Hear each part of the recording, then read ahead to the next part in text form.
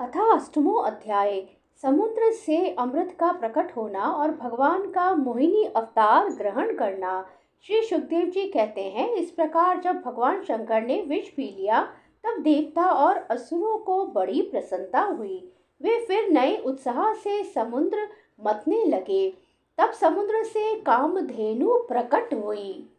वह अग्निहोत्र की सामग्री उत्पन्न करने वाली थी, इसलिए ब्रह्मलोक तक पहुंचाने वाले यज्ञ के लिए उपयोगी पवित्र घी, दूध आदि प्राप्त करने के लिए ब्रह्मवादी ऋषियों ने उसे ग्रहण किया। उसके बाद उच्छ्रेवा नाम का घोड़ा निकला। वह चंद्रमा के समान श्वेत वर्ण का था। बलि ने उसे लेने की इच्छा प्रकट की। इंद्र ने उसे नहीं चाहा, क्योंकि भगवान ने उन्हें पहले से ही सिखा रखा था। तदंतर ऐरावत नाम का श्रेष्ठ हाथी निकला। उसके बड़े बड़े 4 दांत थे, जो उज्जवल वर्ण कैलाश की शोभा को भी मात करते थे।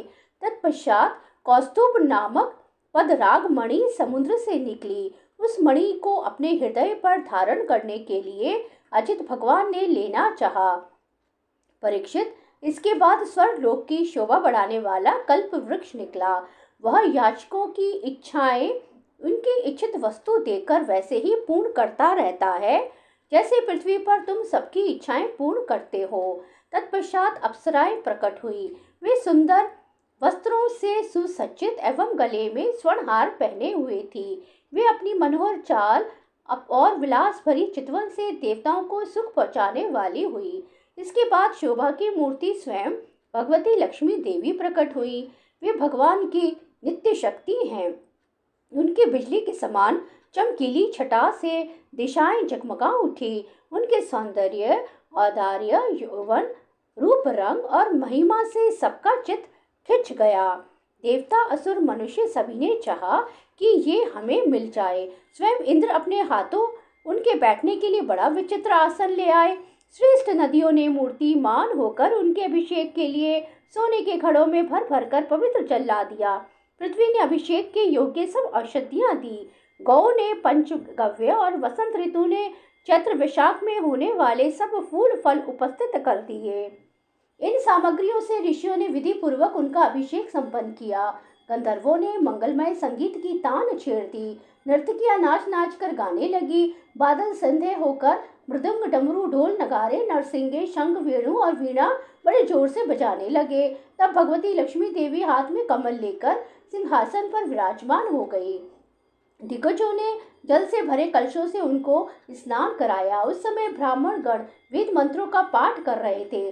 समुद्र ने पीले रेशमी वस्त्र उनको पहनने के लिए दिए। वरुण ने ऐसी वैजयंती माला समर्पित की जिसकी मधुमय सुगंध से भौरे मतवाले हो रहे थे। प्रजापति विश्वकर्मा ने भांति भांति के गहने, सरस्वती ने मोतियों का हार, ब्रह्मा जी ने कमल और नागों ने 2 कुंडल समर्पित किए। इसके बाद लक्ष्मी जी ब्राह्मणों के स्वसत्ययन पाठ कर चुकने पर अपने हाथों में कमल की माला लेकर उसे सर्वगुण संपन्न पुरुष के गले में डालने चली।